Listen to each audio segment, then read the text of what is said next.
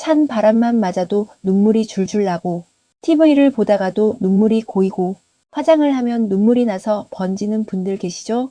그럴 때 많은 분들이 이렇게 생각합니다. 나는 눈물이 많은데 안구 건조는 아니겠지. 그런데요, 눈물이 많이 난다고 해서 눈이 촉촉하고 편안하다는 뜻은 아닐 수 있습니다. 안녕하세요. 다시 봄이 오다입니다. 오늘은 60대 이후 찬 바람만 맞아도 눈물이 나거나 눈물이 많은데도 눈이 뻑뻑하거나 한쪽 눈만 자꾸 눈물이 흐르는 분들이 꼭 알아두면 좋은 내용을 정리해 드릴게요. 이 내용은 여러 생활 건강 자료를 바탕으로 생활 속 참고용으로 쉽게 풀어드리는 이야기입니다.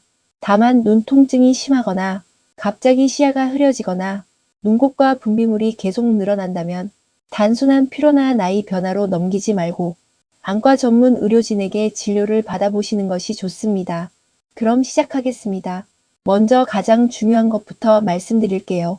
눈물이 많다는 것과 눈이 촉촉하다는 것은 같은 말이 아닙니다. 눈물이 건강하게 작용하려면 세 가지가 잘 맞아야 합니다. 첫째, 필요한 만큼 만들어져야 하고, 둘째, 눈 표면에 얇고 고르게 머물러야 하고, 셋째, 쓸 만큼 쓰인 뒤에는 눈 안쪽의 작은 길을 통해 잘 빠져나가야 합니다. 이 세 가지 중 하나라도 불안정하면 겉으로는 눈물이 많은데도 눈은 계속 불편할 수 있습니다. 예를 들어 물이 계속 흐르는 바닥이 있다고 해볼게요. 물이 많아 보인다고 해서 그 바닥이 깨끗하게 코팅된 것은 아닙니다. 눈도 비슷합니다. 눈물이 줄줄 흐른다고 해서 눈 표면이 편안하게 보호되고 있다는 뜻은 아닐 수 있습니다. 중요한 건 눈물이 얼마나 많이 나오느냐보다 눈 표면에 잘 머무느냐입니다. 첫 번째로 확인할 것은 자극 때문에 나는 눈물입니다. 눈이 건조하면 눈물이 줄어야 할 것 같으시죠? 그런데 실제로는 반대로 느껴질 때가 있습니다. 눈 표면이 마르고 자극을 받으면 몸은 그 자극을 줄이려고 급하게 눈물을 더 내보낼 수 있습니다.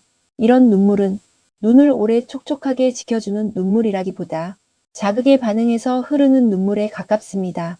그래서 찬 바람을 맞을 때 눈물이 줄줄 나는데도 눈이 시리고 따갑고 에어컨 바람을 맞으면 눈물이 고이는데도 눈이 뻑뻑하게 느껴질 수 있습니다.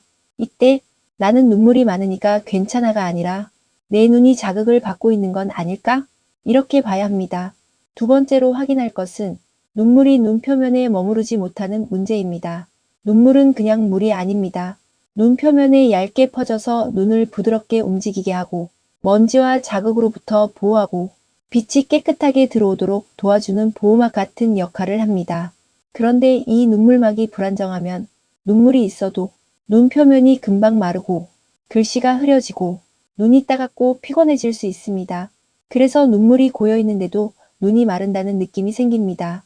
특히 TV나 스마트폰을 볼 때 눈물이 고이면서도 글씨가 흐릿하고 눈이 피곤하다면 눈물이 많아서 괜찮은 것이 아니라 눈물막이 제대로 유지되지 못하고 있다는 신호일 수 있습니다. 화면을 오래 볼 때는 나도 모르게 눈을 덜 깜빡이게 됩니다. 눈을 깜빡여야 눈물이 눈 표면에 골고루 퍼지는데 눈을 오래 뜨고 있으면 눈물막이 쉽게 흐트러질 수 있습니다. 세 번째로 확인할 것은 눈물이 빠져나가는 길입니다. 이 부분은 많이들 놓치십니다. 눈물은 만들어진 뒤 눈 표면을 적시고 눈 안쪽의 작은 통로를 통해 코 쪽으로 빠져나갑니다.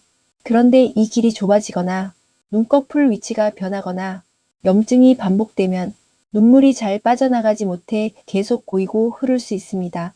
특히 이런 경우는 한 번 더 확인해 보셔야 합니다. 한쪽 눈만 유난히 눈물이 흐른다. 눈 안쪽이 자주 젖어 있다. 눈물이 흐르면서 눈곱이 늘어난다. 눈이 붓거나 아프다.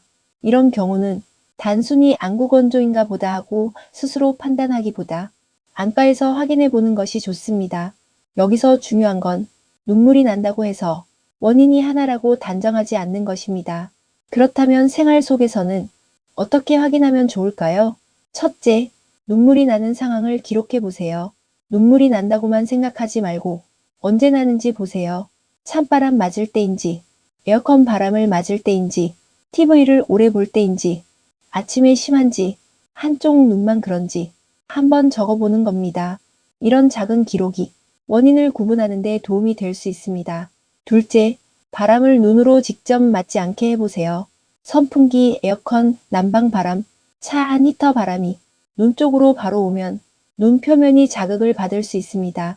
눈물이 자주 나는 분들은 바람 방향을 얼굴에서 조금만 돌려도 불편감이 줄어드는 경우가 있습니다. 셋째, 화면을 볼 때는 눈을 쉬게 해주세요. 스마트폰을 보다가 눈물이 고이고 글씨가 흐려진다면 눈물이 많아서 괜찮은 게 아닙니다. 눈이 피곤하다는 신호일 수 있습니다.